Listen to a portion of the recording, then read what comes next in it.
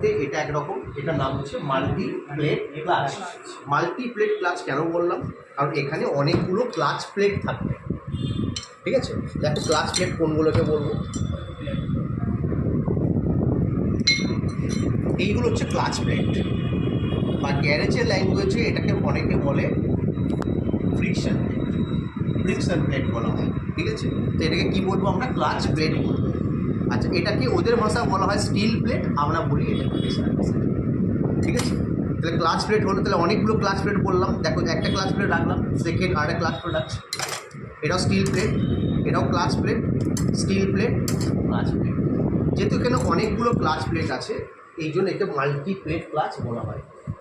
Multi plate clutch দু রকম আছে, একটা ড্রাই টাইপ, একটা ওয়েট টাইপ। ঠিক আছে, ওয়েট মানে কি? যেটা অয়েলে ভিজে থাকবে, ইঞ্জিনের মধ্যে যে অয়েলটা ইউজ করা সেই অয়েলের মধ্যে ডুবে থাকবে বা ভিজে থাকবে, সেটাকে ওয়েট টাইপ বলা হয়।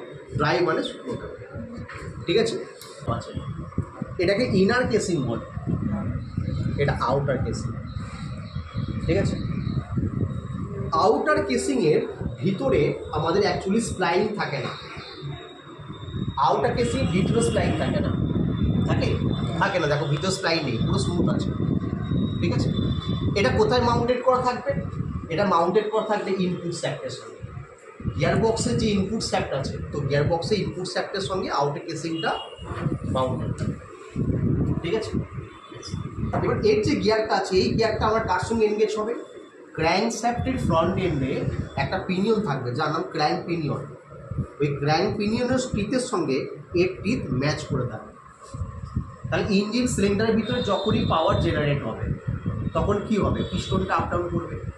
পিস্টনটা আপ ডাউন করলে ক্র্যাঙ্ক শ্যাফটে রোটেট করবে, ক্র্যাঙ্ক শ্যাফট ঘুরবে। ক্র্যাঙ্ক শ্যাফটে রোটেট করলে ক্র্যাঙ্ক পিনিয়ন রোটেট করবে। ক্র্যাঙ্ক পিনিয়ন রোটেট করলে কী হবে? আউটার কেসিংটাও তখন ঘুরতে শুরু করবে।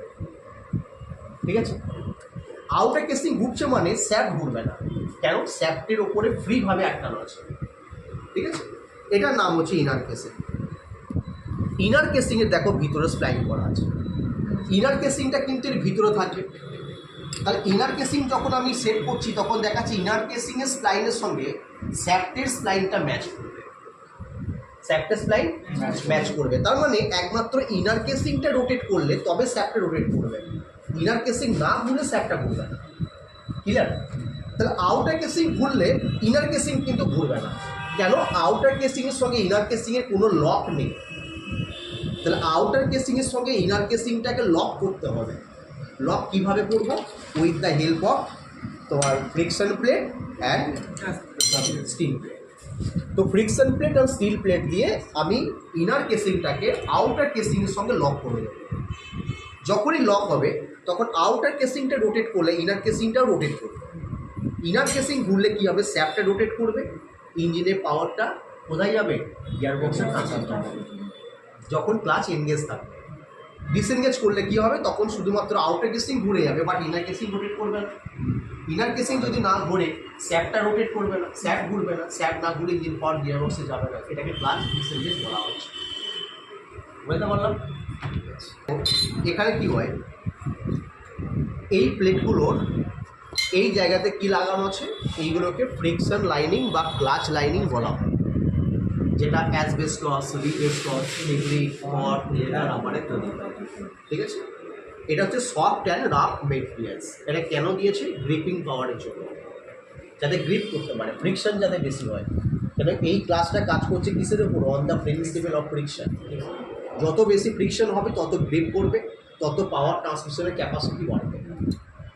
এবার আস্তে আস্তে ইউজ করতে করতে কি হয়? এইগুলো আস্তে আস্তে ক্ষয়ে যাবে। ঠিক আছে, যখনই ক্ষয়ে যাবে, তখনই কিন্তু ক্লাচ স্লিপ করতে শুরু করবে। ক্লাচ স্লিপ করা মানে হচ্ছে পাওয়ার ঠিকঠাকভাবে ট্রান্সমিট হবে না গিয়ারবক্সে। ঠিক আছে, তুমি যেভাবে অ্যাক্সেলারেশন করছো, বাট গাড়ি রেস পাবে না, গাড়ির পাওয়ার কমে যাবে, গাড়ির স্পিড কমে যাবে, গাড়ির মাইলেজ কমে যাবে, গাড়ির পারফরমেন্স কমে যাবে।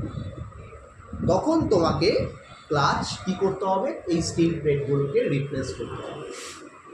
ঠিক আছে, রিপ্লেস করতে তোমাকে এইভাবে খুলতে হবে, খুলে তারপরে তোমাকে সেট করতে হবে। অবশ্যই দেখতে হবে, হ্যাঁ করতে হবে।